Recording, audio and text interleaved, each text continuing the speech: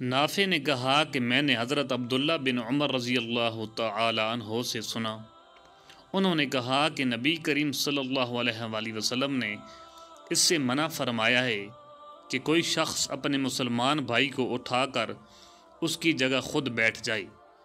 میں نے نافع سے پوچھا کہ کیا یہ جمعہ کے لیے ہے؟ تو انہوں نے جواب دیا کہ جمعہ اور غیر جمعہ سب کے لیے یہی حکم ہے۔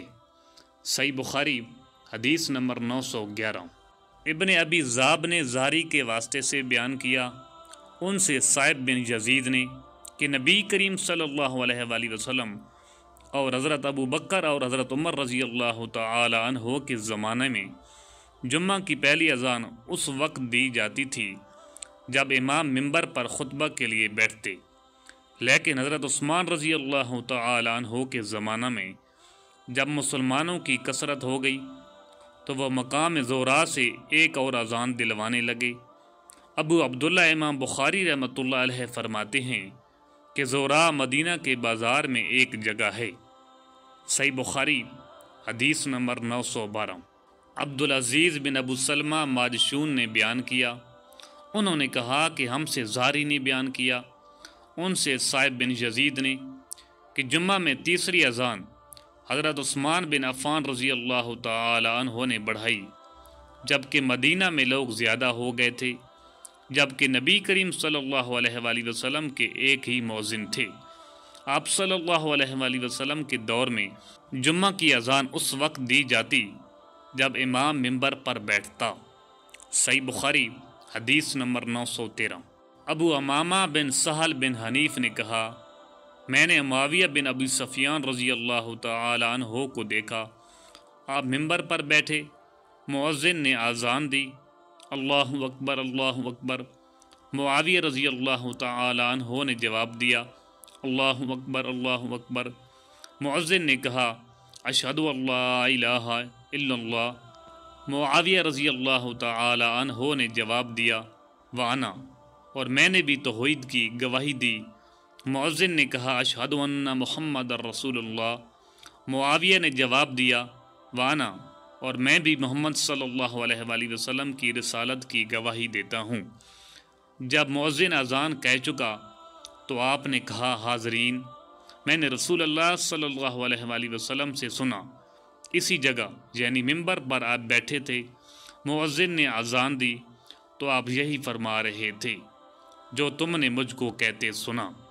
صحیح بخاری حدیث نمبر 914۔ لیث بن سعد نے عقیل کے واسطے سے بیان کیا، ان سے ابن شہاب نے کہ صائب بن یزید نے انہیں خبر دی کہ جمعہ کی دوسری اذان کا حکم حضرت عثمان بن عفان رضی اللہ تعالی عنہ نے اس وقت دیا جب نمازی بہت زیادہ ہو گئے تھے، اور جمعہ کے دن اذان اس وقت ہوتی جب امام منبر پر بیٹھا کرتا تھا۔ صحیح بخاری حدیث نمبر 915۔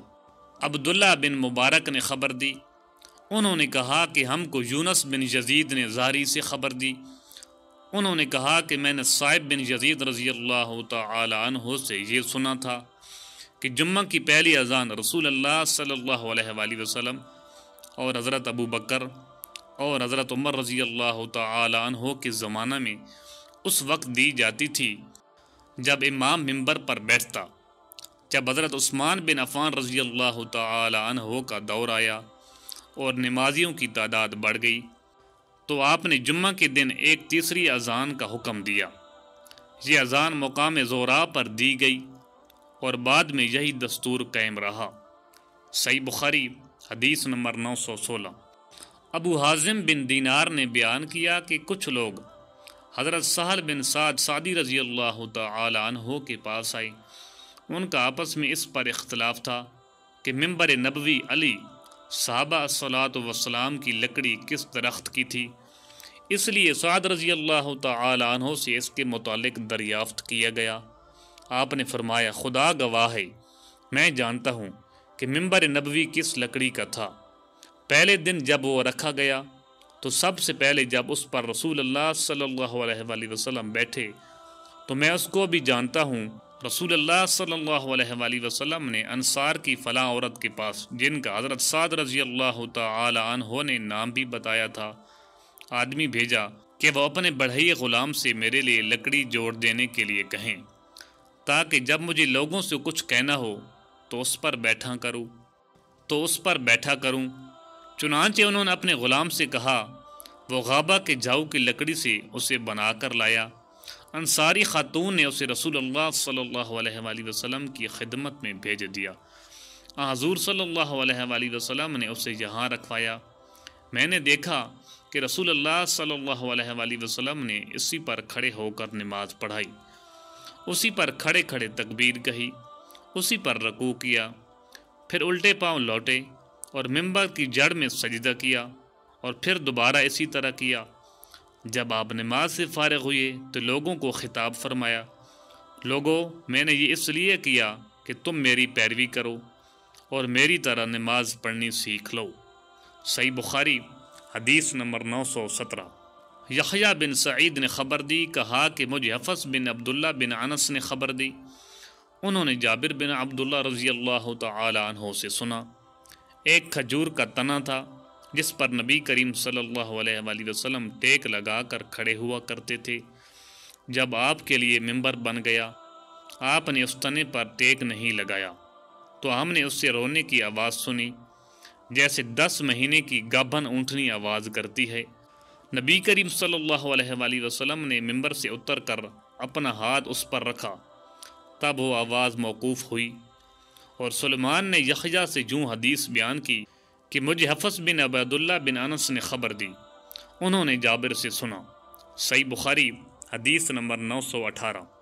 ابن ابی ذئب نے بیان کیا، ان سے زہری نے، ان سے سالم نے، ان سے ان کے باپ نے فرمایا کہ میں نے نبی کریم صلی اللہ علیہ وآلہ وسلم سے سنا، آپ صلی اللہ علیہ وآلہ وسلم نے منبر پر خطبہ دیتے ہوئے فرمایا کہ جو جمعہ کے لیے آئے وہ پہلے غسل کر لیا کرے۔ صحیح بخاری حدیث نمبر 919۔ خالد بن حارث نے بیان کیا، انہوں نے کہا کہ ہم سے عبید اللہ بن عمر نے نافع سے بیان کیا، ان سے حضرت عبداللہ بن عمر رضی اللہ تعالی عنہ نے کہ نبی کریم صلی اللہ علیہ وآلہ وسلم کھڑے ہو کر خطبہ دیتے تھے، پھر بیٹھ جاتے تھے اور پھر کھڑے ہوتے، جیسے تم لوگ بھی آج کل کرتے ہو۔ صحیح بخاری حدیث نمبر 920۔